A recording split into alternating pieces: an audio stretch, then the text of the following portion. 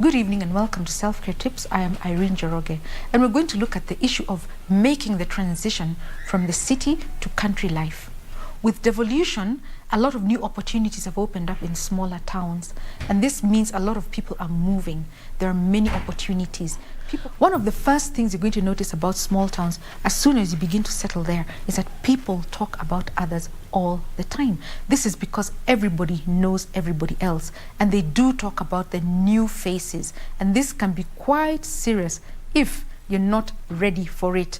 They note how you live very quickly and they make conclusions about it. For example, if you live well, you can be branded a show off.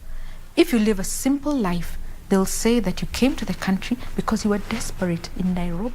If you go out a lot, it means you're a rioter. If you are the silent type, you could even be told that you're proud and that you don't talk to people. And if you are the talkative type, you'll be told that you talk too much, that you're a kiherehere. Some of these are the realities of moving up country. These are some of the things you have to get ready to get into when you move to the new upcountry emerging towns. In Nairobi, life is very different because everybody minds their own business. Another thing that nobody ever prepares you for about life upcountry is the encounter with brokers, or rather, middlemen. Anything you want to do has to be vetted by middlemen. If you want to buy land, you have to go through a middleman. If you want to grab a taxi or something, there's a middleman. These brokers can make life unbearable because they crowd around you, they gather around, and they really, really are quite controlling. But when all is said and done, it is worth living up country because there are new things there, there's good food, there's fresh air, and there's a lot of free time that you can use to do other things. So take that chance, and why not move to the country? I am Irene Joroge on Self-Care Tips, joining you from Kirinyaga County.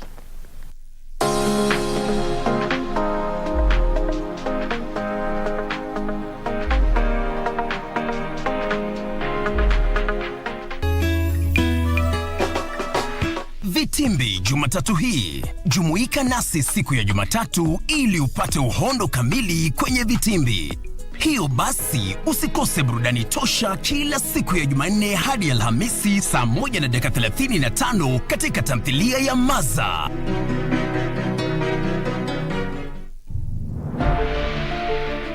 Get ready for the next big thing. A woman with a voice is by definition a strong woman. So we need to start bringing out the profession in a woman.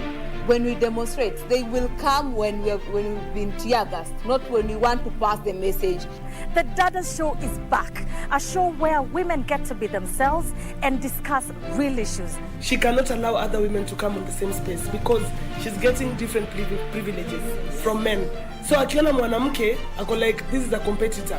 This being an election year, we have given an opportunity to women to express themselves and share their expectations during this critical moment in our country. The issue of corruption and how it has impacted women and children in this country. Create jobs for the informal sector, create jobs for the youth who leave the universities. Hatutaki bora uongozi, tunataka uongozi bora. Keep your heels, head, and standards high. Dadas, coming soon.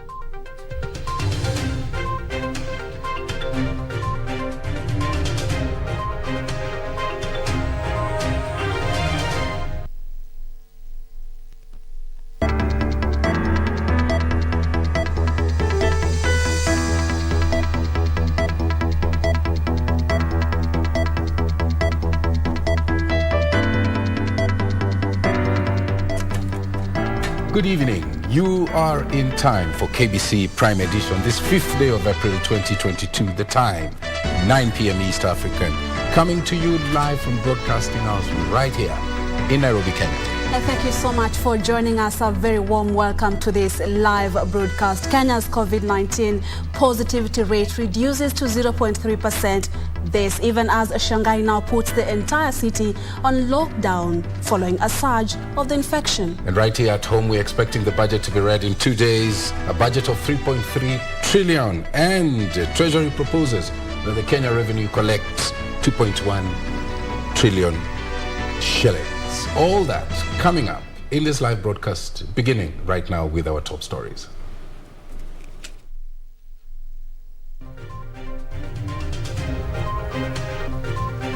It was premeditated. Cabinet Secretary Fred Matiang'i speaks on Raila attacking Soy. We want our mandate back. IBC to appeal ruling by the High Court barring them from summoning election offenders.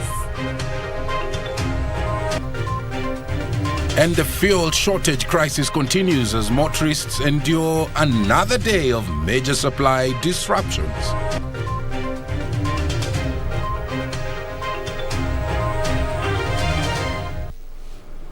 Thank you very much for joining us. At KBC Channel 1 News at Purity_Museo at Mboya24, the hashtag is Prime Edition. Once again, welcome to the broadcast and do engage us. We are live on all our social media platforms. Susan Thuku is a sign language interpreter tonight. And the live broadcast begins right now. The government has deployed 25% of police resources to combat banditry in the North Rift and Laikipia regions. Interior Cabinet Secretary Dr. Fred Matiang'i Monday told legislators that the National Security Council resolved to close the region's airspace for 30 days. He said the government has also deployed the Kenya Defence Forces to set up water pans for pastoralists in the region. And as Gishuki Washira reports, area leaders appear unconvinced that security situation is improving.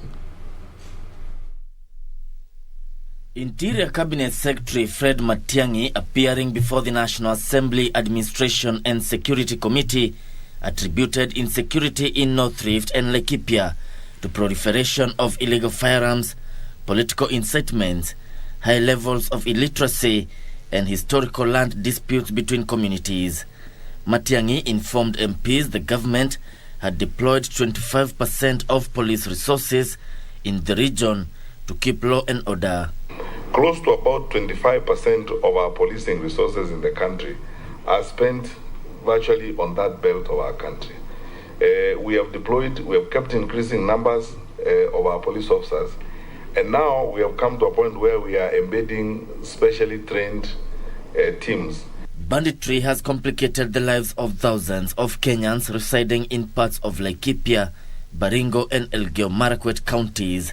The National Security Council resolved that Kenya Defence Forces be deployed to assist in setting up water pans to mitigate the conflicts. We have the proposed Ayen Dam, the Chesitate water pan, and the proposed Chesitate 2 water pan that is being done and supported by the KDF. Because this way then we are able to provide livelihoods and support to the livestock herders who live in these particular areas. The government has also closed the Laikipia Nature Conservancy airspace to allow surveillance. We hope that as we go forward, what will help this place is not more soldiers or more police officers and more equipment. It is administering the place more responsibly. We have created and operationalized over 50 new administrative units in this belt, as it were, to provide administration and security resources closer to the population.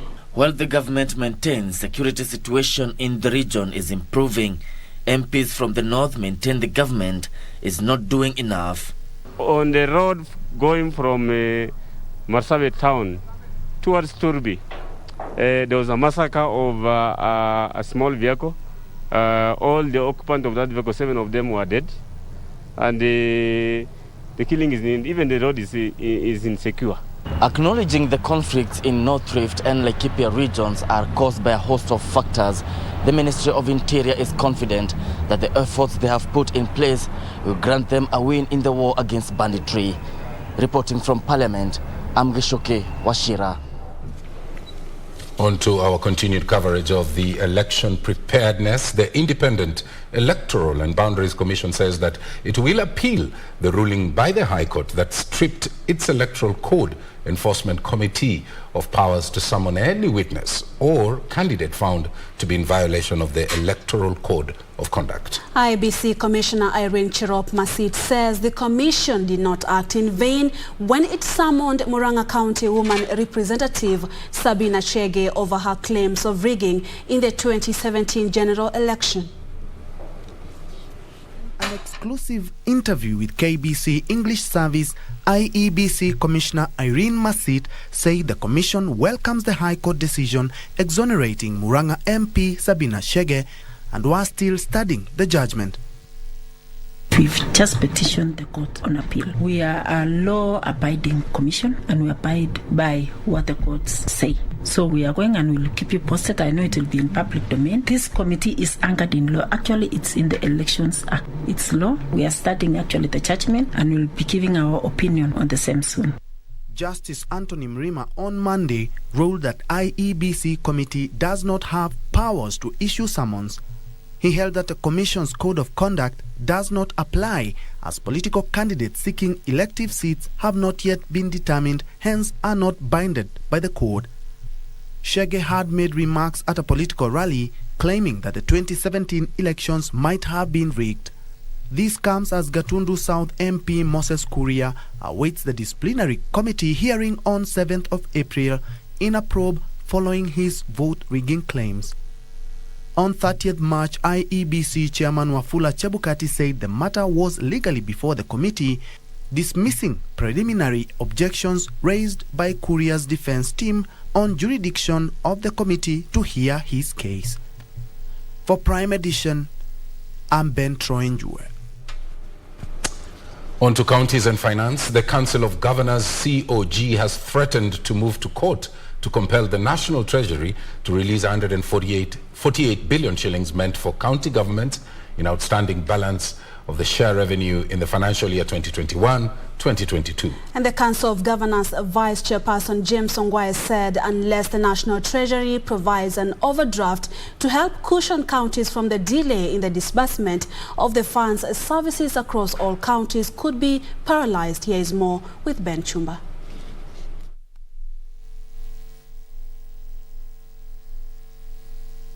The Division of Revenue in 2021 allocated county governments equitable share revenue amounting to 370 billion shillings. With only 2 months to the end of financial year 2021-2022, the Council of Governors claims it is yet to receive 148 billion shillings of that amount from the National Treasury. 8.26 billion owed to 11 counties for January, 16.20 billion owed to 23 county governments for February allocation, 29.6 billion owed to 47 county governments for March allocation, and 33.3 billion owed to 47 county governments for the April allocation. During the Council's meeting to discuss pertinent issues affecting county governments, the Council of Governors threatened to sue national government should the stalemate remain unresolved. We will also engage CBK, CRA, COB, and the National Treasury to provide for an overdraft facility that will help cushion counties from the delay in disbursement of funds. We have recommended that the National Treasury consult urgently with the Attorney General on the way forward on the matter of the 107 billion ineligible pending bills, so that a way forward can be found. While dismissing claims that most counties are not utilizing the released funds, the Council of Governors said due to delayed disbursement of the funds, several county governments are even unable to mitigate the effects of drought. Over 3.1 million people are food insecure in 24 counties, with over 360,000 people in the emergency phase and over 800,000 children facing malnutrition. national government should take this issue very seriously, as I think what I saw, the county governments have no capacity to intervene in terms of, because of the money that, the MECA money that they receive. We also continue to appeal to international community, particularly the ones involved in humanitarian undertakings, to come in, because we have a looming disaster, and now that the rains for April, the onset has delayed, things are bound to worsen. As the August 9 polls draw closer, the Council of Governors says it has commenced preparations to ensure proper management of transition in the counties and the assumption of office of the governors. Ben Chumba, Prime Edition. Well, Purity, you had indicated that Shanghai is on lockdown. Here in Kenya, the COVID-19 positivity rate Tuesday night stood at 0.3% following the confirmation of 11 new COVID-19 infections out of 3,922 samples tested over the last 24 hours. And the total confirmed positive cases now stand at 323,479 out of the over 3.5 million samples screened in the country so far. Well, that's according to the Ministry of Health. No death was recorded today, with a total of fatalities remaining at 5,648. And over 17 million people have received the jab in the country, as well as, according to data from the Johns Hopkins University, over 494 million COVID-19 infections have been confirmed globally, with 6.2 million deaths being reported. Well, and that's the way it was, the COVID situation. Moving on, a group of specialists from the United States of America is in the country for 1 week, and this is what they're going to do. They will be running an autism awareness program right here in the capital city, Nairobi. And on the first day of the initiative, stakeholders called on the government through the Minister of Education to incorporate autism as a unit in the competence-based curriculum. Beatrice Gatonye reports. During the launch of a one-week Children with Autism Awareness Program, National Assembly Health Committee Chair Sabina Chege said there is need for more collaboration by all stakeholders to ensure children with autism are fully integrated in the society. I think coming together, and that's why I said through the societies, even through the Ministry of Education, because we have KICD that does the curriculum, we can be able to have more special schools. I know the ministry was working towards integrating, not separating them, but integrating them with the system. But we also appreciate that not all of them can be integrated within the normal system. And so a parallel program like what the city primary they are doing is very important to be. Chege also noting that the number of teachers with special training on handling children with autism should be increased. We also making sure that in our institutions we're also training enough special teachers, and not just training them about I am a teacher by profession, not just about teaching in a class, but also how do we train them on how also to take care of, even to offer support. Some of these parents are in depression, they are overwhelmed. So when such a parent comes to you, apart from them bringing a child, are you also able to offer support to the parent? I think it's all of us. It's a responsibility that we need to take, all of us. A group of specialists from the US are leading the campaign. So from the parents training, I like what they're doing here. They're also training them on the therapy and what needs to be done. It needs to be part of education, the basic education. So the ministry cannot run away from it. We train them on how they can actually teach these kids skills in the home, because not everyone can afford evidence-based services. But when we give them the skills, when we give them the strategies, then they are able to actually do that. The one-week program will see parents, teachers and caregivers of children with autism receive training on how to handle the children as they equip them with life skills. Beatrice Gatonye, Prime Edition. On to a story that we headlined in our headline stories. 3 members of parliament allied to the Azimio la Umoja coalition now want the Directorate of Criminal Investigations to summon Deputy President William Ruto over the attack on presidential flag bearer Raila Odinga's entourage in Uasin Gishu County last week. Suna East Member of Parliament Junet Mohammed, his Embakasi East counterpart Babu Owino and John Mbadi of Suna South recorded statements at the DCI headquarters on Wednesday. Here's that report. Interior CS Dr. Fred Matiang'i had been summoned by the National Assembly Committee on National Security and Administration of Justice to respond to concerns over deterioration of security in the country. On the recent stoning of Azimio presidential candidate Raila Odinga's motorcade and helicopter in Uasin Gishu, Matiang'i said investigations point out at a planned attack. It is emerging from the evidence that we have collected, the evidence that was collected on that night, that was actually a premeditated act. It was planned because the suspects who were arrested with hoards of thousands of shillings broken down in 50 shilling notes, and they have taken statements.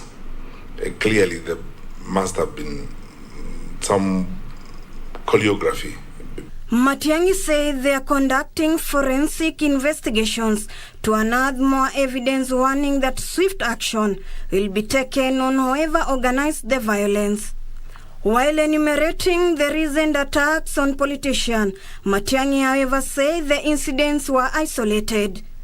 Since this year started and the movement around the country, we have had about 4 incidents of this kind.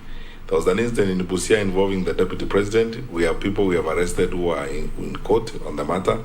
There was an incident in Kondere in Kisumu, which we dispersed, a rowdy mob of people in a meeting that the deputy president addressed. And then there was the incident in Nairobi, again, which involved a conflict between groups of youth who have been given money or paid or ferried to the meeting and so on. And then there is this incident in Uasin Gishu.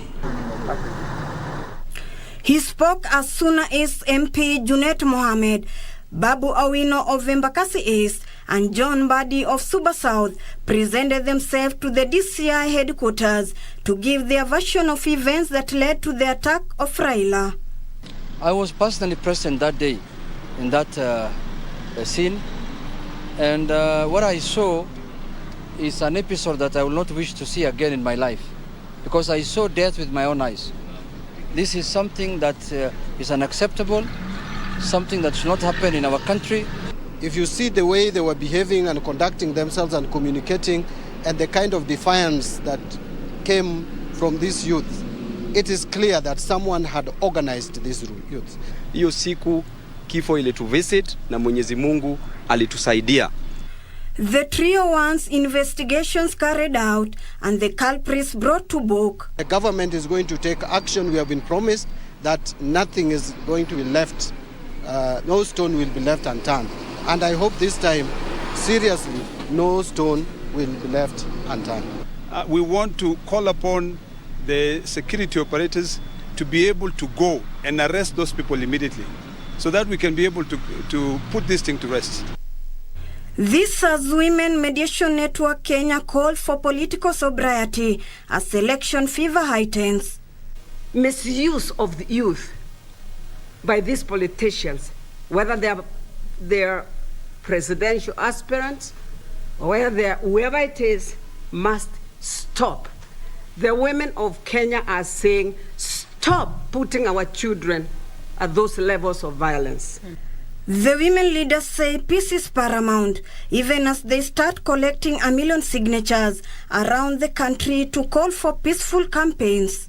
We are calling out and we are saying, shame on you, you men who are coming in big cars, causing havoc in our household.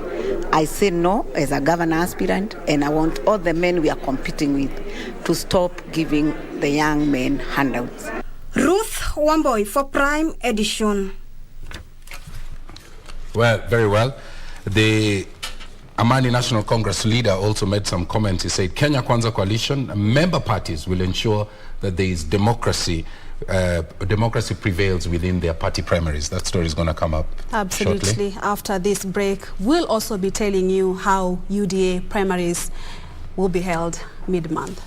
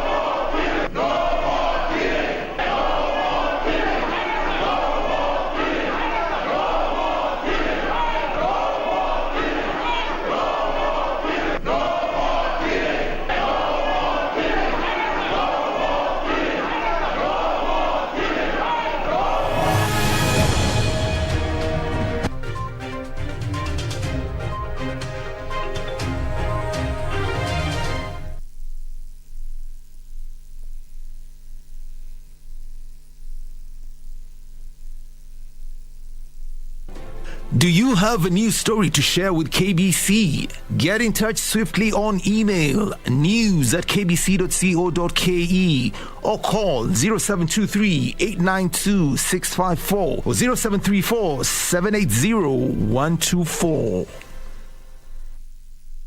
Ili kupata mafuta kupanda kwenye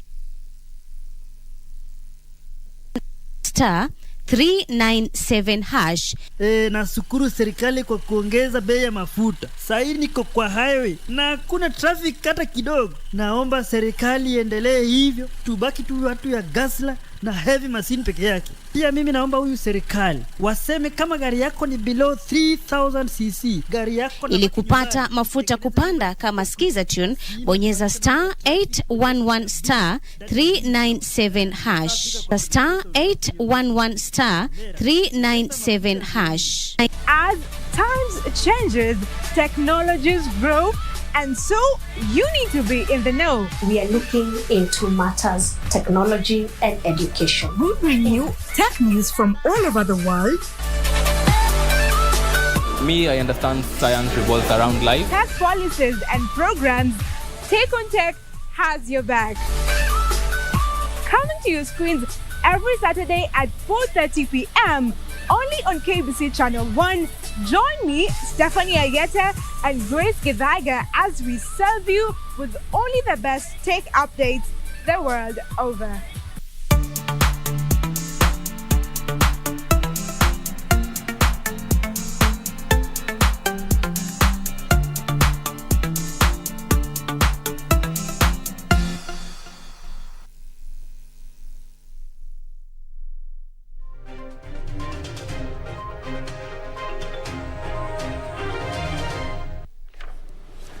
There you are. Welcome back. Now, Amani National Congress Party leader Musalia Mudavadi says that member parties under the Kenya Kwanza coalition will ensure that democracy prevails in their party primaries. He said the coalition will put in place measures to ensure that they have strong candidates with a view of consolidating their strength in parliament. Well, meanwhile, the United Democratic Alliance primaries will be held on the 14th of this month. Here's that report. Amani National Congress Party leader Musalia Mudavadi was speaking in Nairobi during a meeting with over 600 delegates from Westlands and Dagoretti North constituencies.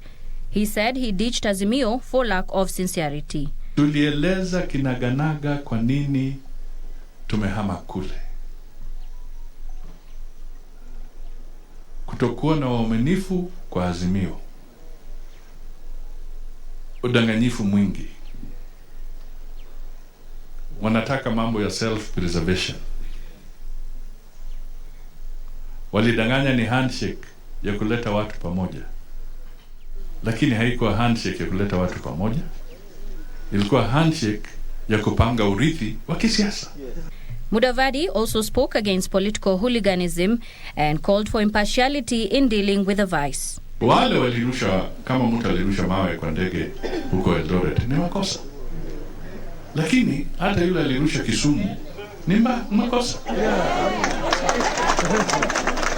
Hata yule alirusha Busia ni makosa. Hata yule alirusha Jakaranda makosa.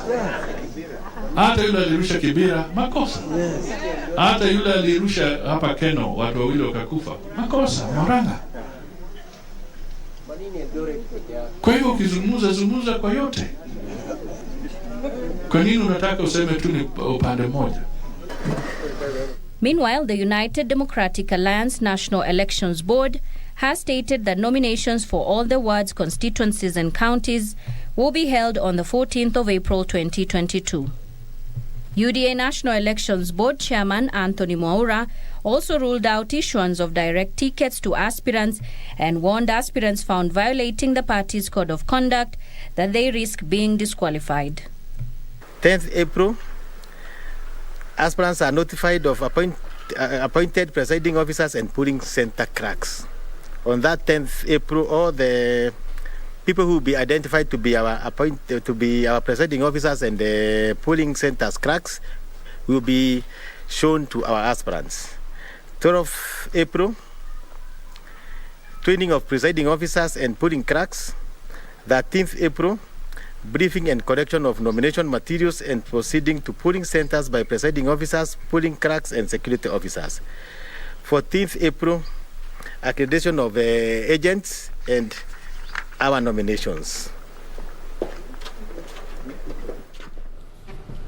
President Uhuru Kenyatta has challenged parliamentarians in the Great Lakes region to champion for peace and a conflict-free area. In his address to the Forum for Parliamentarians from the International Conference of the Great Lakes region, read on his behalf by Interior CS Dr. Fred Matiang'i, the President implored on the representatives to be more proactive and involve the public more in conflict prevention and resolution framework. Now, the parliamentarians drawn from 12 member states are in Kenya for the convention that will last for 3 days. Senate Speaker Ken Lusaka is the president of the forum. As you deliberate on these very pertinent issues, remember that the eyes and hopes and aspirations of hundreds of millions rest firmly on you. I trust that you shall lead the region into a bright new dawn that is free of conflict, that is bold and responsive to the desire of our people for peace and prosperity, and which breathes life into the unity and common purpose that must be the foundation for our individual and collective peace and security. Our legislatures have a unique role to play by continually addressing the issues of equitable distribution of resources and economic development. Parliamentarians are critical in creating and sustaining the enabling environment that guards against the emergence and escalation of conflict. Kenya is going to have its elections this year in August. We are looking forward to a peaceful election and want to appeal to all the political players to ensure that we have peace during elections.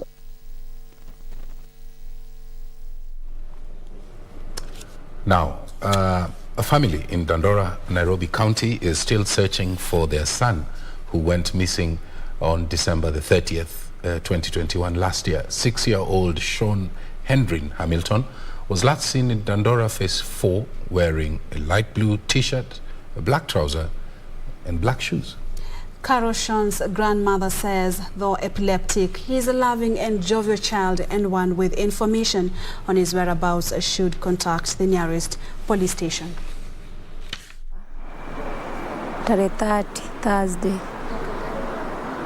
2021, kwa kitu kama saa 8 Desemba. Sasa hiyo wakati nilikuwa nimemwacha kwa nyumba. Mimi nafanya Dandora Kinyago Police Station. Sasa mtoto ananipendanga sana, akikosa kuniona hawezi kula, hawezi fanya kitu. Sasa ni kama alitoka kwa nyumba. Kutoka kwa nyumba alikuwa anajaribu kuja pale nafanya kazi. Kuja pale nafanya kazi. Sasa saa 8 ndiye alionekana mara ya mwisho. Desemba tarehe 30.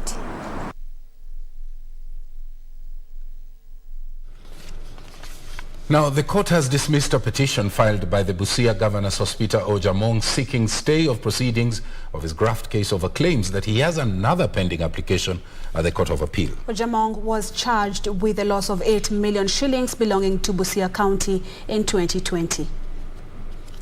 Anti-corruption magistrate Douglas Ogoti in his ruling said there is no urgency to the application made by the Busia Governor Sospita Ojamong contrary to the certificate of urgency, considering the application had been already filed before the same court and dismissed 2 years ago.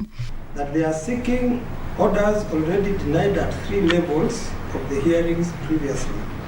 He also added that the application should not be allowed to interfere with proceedings because during pretrial directions the rules were clear. On applications, the pretrial order was very clear that all applications shall be filed and heard and determined on any other date other than the trial date. Submissions by both parties will be made on the May 5th, while the hearing will be on June 8th, 2022. Meanwhile, A petition has been filed at the High Court seeking to stop interviews for 3 positions by the Office of the Director of Public Prosecution, slated for April 28 this year. The petitioner, member Ocharo, through his lawyer, accuses the Director of Public Prosecution, Nudin Haji, of nepotism, claiming the candidates shortlisted for the position of Principal Administrative Officer, Senior Supply Chain Management Officer, and Senior Principal Finance Officer come from the same ethnic and religious backgrounds as that of the DPP. He said that the actions of the DPP are a violation of Article 72 and 232 of the Constitution and Section 3 and 7 of the Leadership and Integrity Act. The Office of the Director of Public Prosecutions on its website on March 29th this year released a list of candidates shortlisted for 20 positions in various departments. The Public Service Commission has been listed as the second respondent, with the speakers of both houses of Parliament, the National Treasury, Office of the Ombudsman and the EACC listed as interested parties. Lynn Chalo for Prime Edition. Very well. Now, over 1,800 families living on land earmarked for the expansion of the proposed Malindi International Airport project are urging government to expedite their compensation. The families are threatening to stay put and continue developing the land if not compensated on time. Squatters living on land earmarked for the proposed Malindi International Airport expansion project are now threatening to carry out other development projects due to delays in compensation. Sisi kama wakazi ambao tumeathirika na mambo ya airport, tutaendelea na miradi yetu. Tutaendelea na mambo yetu ya kila siku. Ikiwa serikali watakuja wanataka kupanua uwanja wa airport, waje na new terms, waje tuzungumze tena, wafanye valuation upya. Still in Kilifi County, a partnership between the Sautia Wanawake Pwani Group and Action Aid is offering a new lease of life to girls who had dropped out of school due to early marriages and pregnancy. The 9-month training program offers life and literacy skills to 1,200 girls between the ages of 9 and 14 years. Kwa sasa hivi mradi huu Education for Life uko na wasichana 1,241 katika kaunti ya Kilifi, ambao wasichana hawa leo hii wako hapa. Hawa ni wasichana ambao wamechagua pathway ya kwenda polytechnic. Elsewhere, a section of parents from Kiambu County, led by the Kiambu Parents Association chairman Samuel Onjema, are demanding that pupils who excelled in their Kenya Certificate of Primary Education examinations are admitted into their national schools of choice. Many times we find that the learners, even the schools that they did not select, they are called to those schools. We appeal to the Ministry of Education. Make sure the playing ground is leveled. All children get to the school of their choice. Finally, 40,000 families across the country are set to benefit from assorted basic commodities worth 160 million shillings during this month of Ramadan. Parts of the country are experiencing severe drought, and we are hoping that this relief that can be able to be distributed to these affected families can ease their suffering during this time. The donations were made in Mombasa by Jafar Foundation and Grain Bulk Limited and will go a long way in cushioning the families as the country faces harsh economic times. For Primetime Edition, I'm Heritage Kiprano. Well, that report brings us straight into our second break right here on KBC Prime. And we still have plenty more to come, including business news with Karen Jenga and later on sports news. Do stay with us. With Richard Munga. Okay.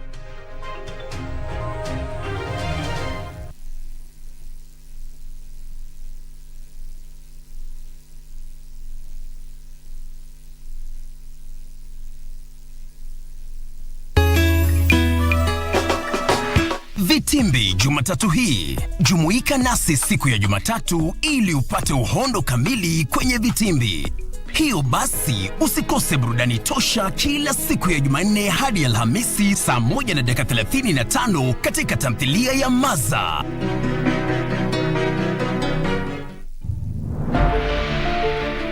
Get ready for the next big thing. A woman with a voice is by definition a strong woman. So we need to start bringing out the profession in a woman. when we demonstrate. They will come when we've been tear gassed, not when we want to pass the message. The Dada's Show is back, a show where women get to be themselves and discuss real issues. She cannot allow other women to come in the same space because she's getting different privileges from men. So akiona mwanamke, ako like, this is a competitor. This being an election year, we have given an opportunity to women to express themselves and share their expectations during this critical moment in our country. The issue of corruption and how it has impacted women and children in this country. Create jobs for the informal sector, create jobs for the youth who leave the universities. Ataki bora uongozi, tunataka uongozi bora. Keep your heels, head and standards high. Dadas, coming soon.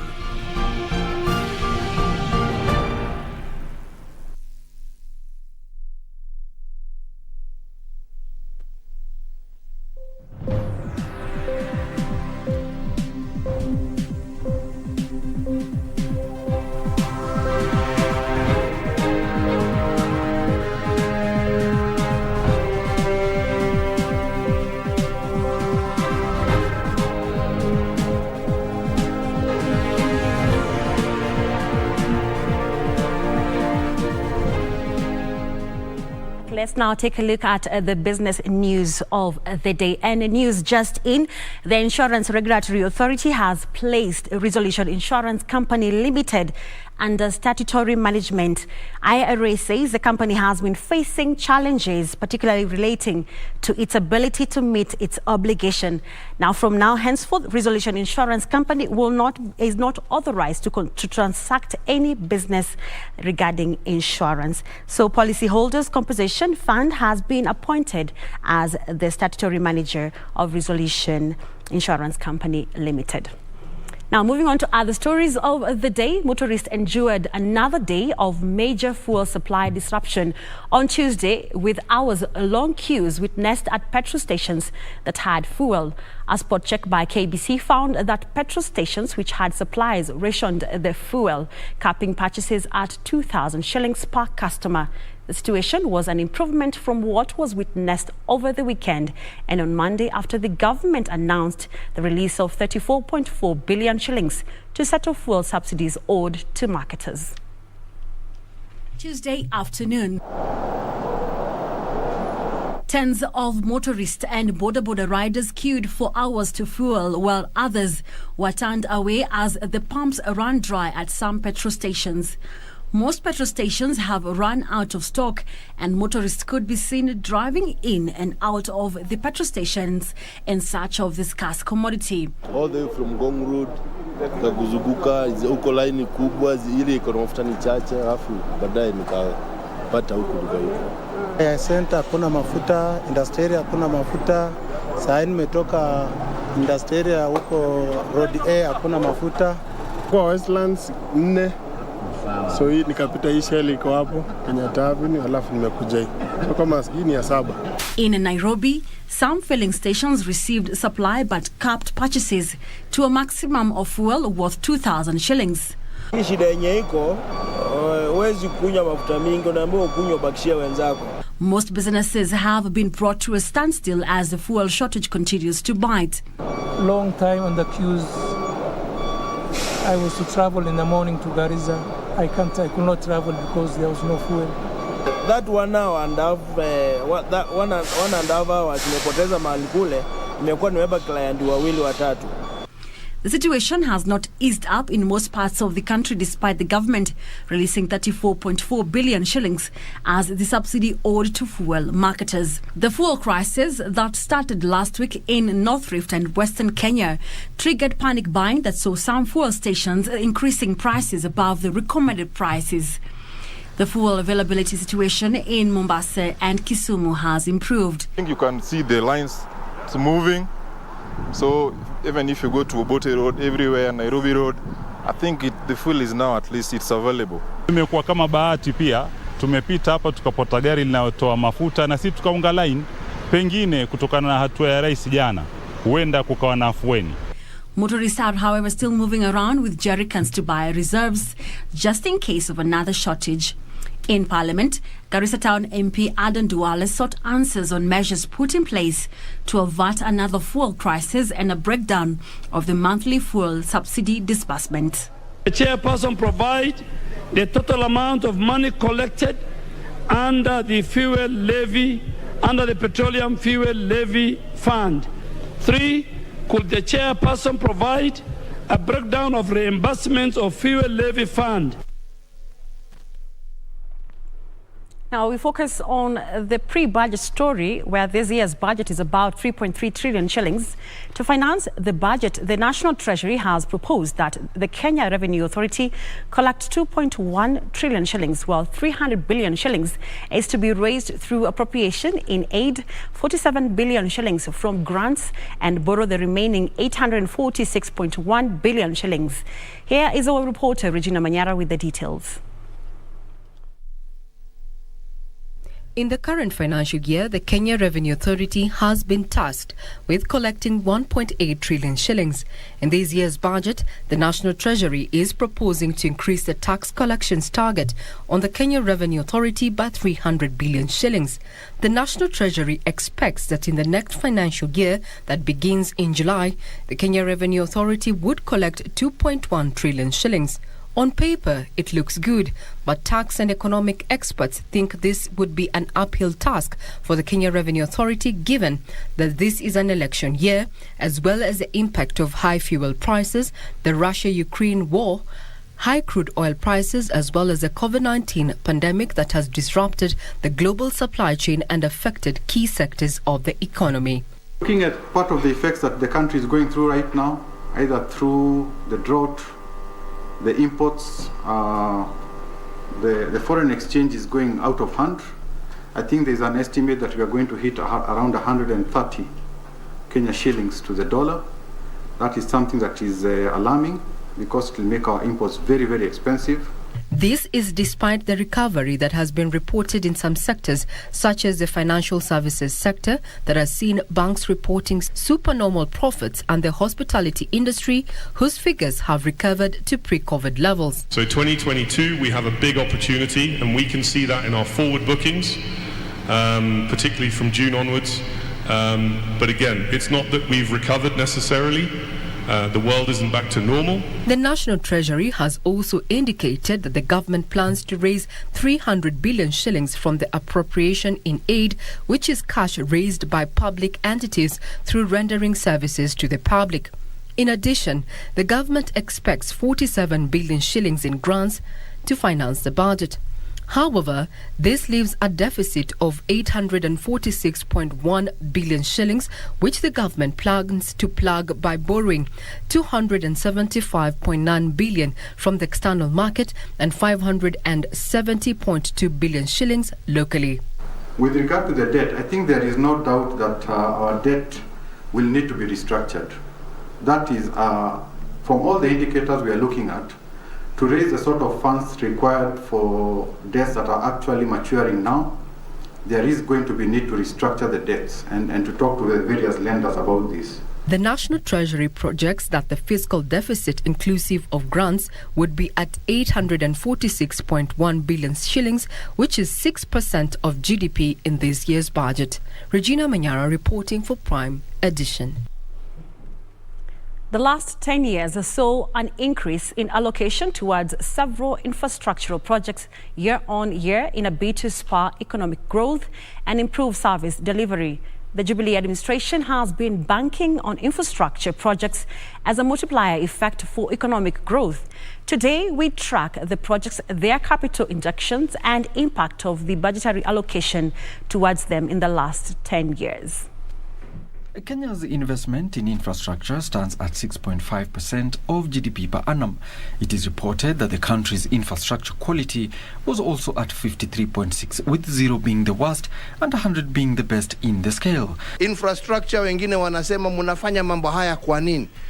Twayafanya kwa sababu bila infrastructure huwezi inua hali ya maisha ya wananchi. Huwezi upate kazi. Tukisema tunataka stima, tuwasema tunataka stima sio kwa sababu watu wanakula stima. lakini hiyo stima inasaidia kijana kule kijijini kuanza kazi yake ya jua kali, kuanza kazi yake ya welding kidogo hapo, kuhakikisha wameweka barafu maziwa yake isiharibike. So infrastructure is important. In the 2014-2015 budget, 255.9 billion shillings was allocated for energy, infrastructure and ICT, which accounted for 14.5% of the consolidated national government budget in that period. In the 2015-2016 budget, Kenya apportioned over 330 billion to capital projects, infrastructure and energy. The government significantly increased its allocation to energy projects from 40 billion in 2015-2016 to 120 billion in 2016-2017. In the financial year 2017-2018, the infrastructure budgetary allocation of 285 billion represented approximately 12% of the government's total expenditure. The 2017-2018 fiscal budget had also focused on attracting investments to special economic zones by providing tax incentives. In the financial year 2018-2019, the budgetary allocation for oil and gas was similar to the previous year. In the financial year 2019-2020, the budget was anchored on the government's focus on creating jobs. In the financial year 2019-2020 budget, Treasury allocated 18.8 billion to housing. The 2020-2021 budget statement was presented against a backdrop of an economy battling with the novel coronavirus, food security threats from locust invasions and floods ravaging the country. In the year, 172.4 billion was allocated towards roads and bridges. The budgetary allocation towards this infrastructure was, however, reduced by 4.7% from 180.9 billion shillings in the financial year 2019-2020. In the 2021-2022 budget, analysts say fiscal balance is the key to maintaining macroeconomic stability, inspiring growth and reducing the pace of growth of public debt. We need to think very seriously about what expenses will have to be cut. We are no longer discussing about what to do. We now must discuss what to cut. Experts say prudent financial management is called to achieve this objective.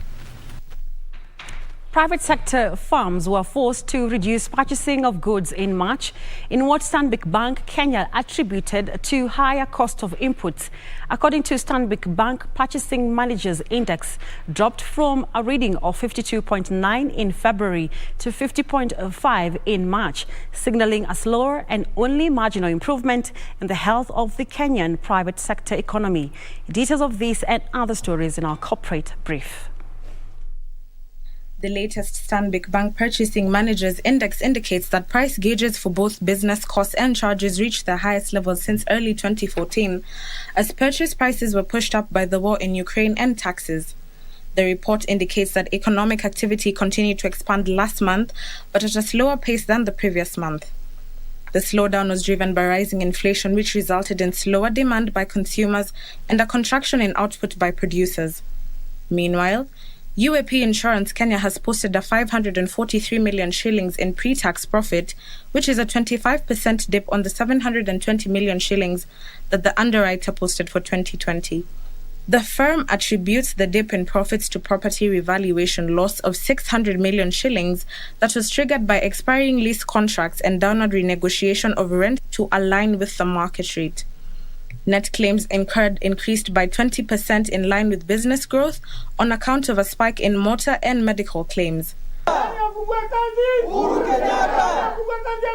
Finally, the Kenya Iron and Scrap Metal Dealers Association are appealing to the government to lift the ban on trade in scrap metals, even if it is temporary, so that they can sell off their stocks. They say such a measure would help them recoup their investments.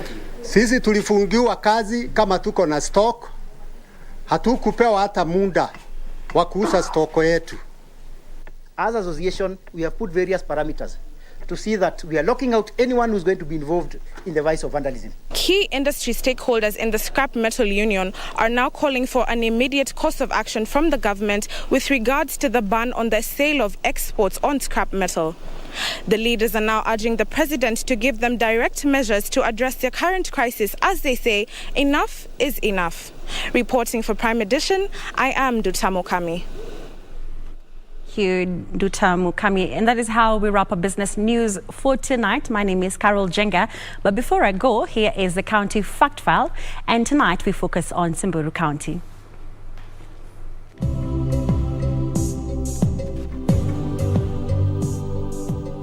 Samburu County, County 25, is located in the former Rift Valley province and covers a total land area of 20,182.5 kilometers squared. It shares its borders with 4 other counties: Marsabit to the north and northeast, Isiolo to the east, Turkana to the west and northwest, and Laikipia and Baringo to the southwest. Headquartered in Maralal town, Samburu County has a population of 310,327 according to the 2019 Kenya Housing and Population Census. The Samburu people are closely related to the Maasai, who mainly occupy the county. The Samburu rely on cattle as their source of livelihood. Their main food consists of maize, milk, and blood, a delicacy that the Maasai people enjoy. Other ethnic groups living in Samburu County include Rendile, Turkana, and the Borana. They rear cattle, donkeys, camels, as well as goats.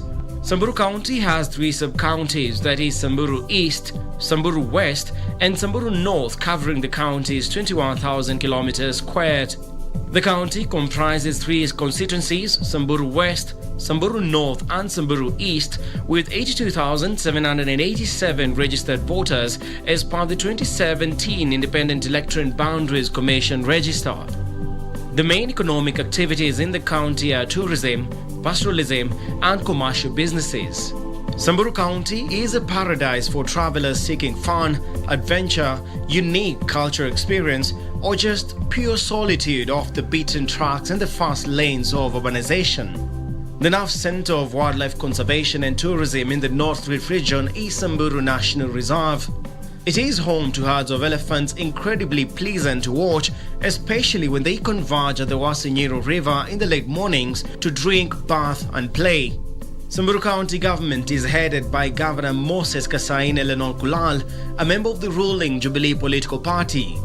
Lenol Kulal was the first governor following Kenya's devolution to county administrations.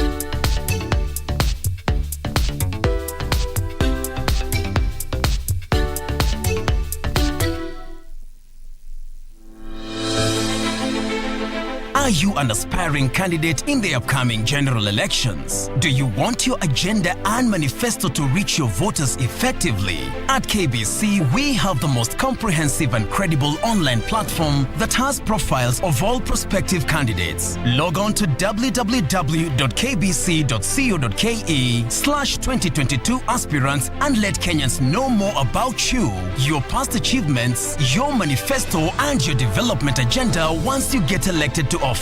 What's more, the website is easy to navigate. We will create your profile, post pictures and short videos with your campaign messages at affordable hosting fees. Log on to www.kbc.co.ke/2022 aspirants today and establish your brand authority as we lead towards the forthcoming general elections.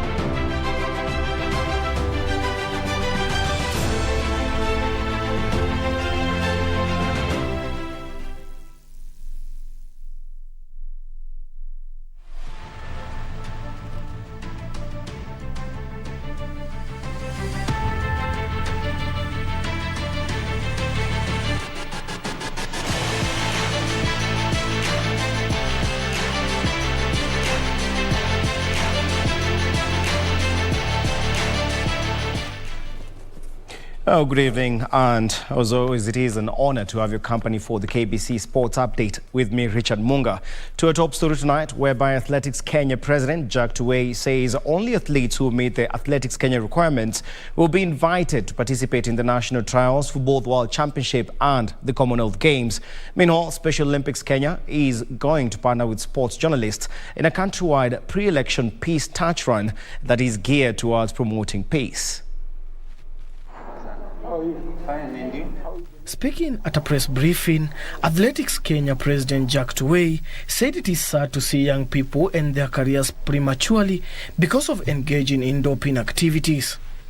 Tuwei maintained no athlete will be allowed to represent Kenya at national and international assignments if he or she does not meet the said requirements. Prior to the commencement of each year, the Integrity Unit Board determine in its absolute discretion the category of each member federation by taking into consideration the following factors. 1, the doping history of athletes, athlete support personnel, and other persons under the jurisdiction of the member federation.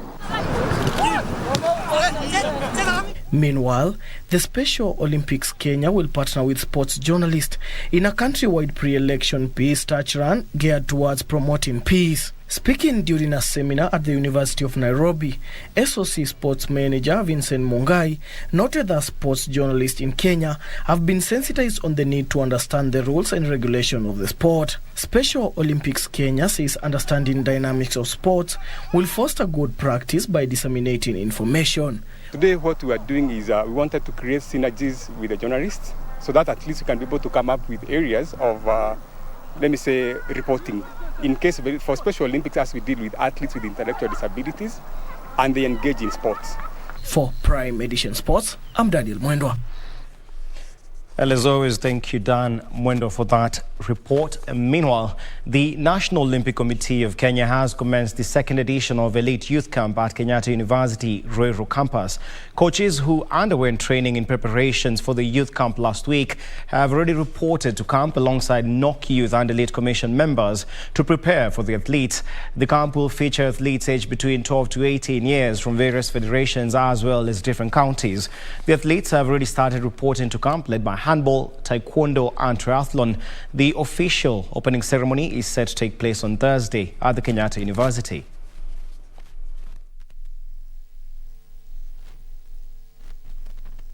This camp is important for us because, as we say, homestead without children has no future. So for the games in Kenya, a team without youths being developed has got no future.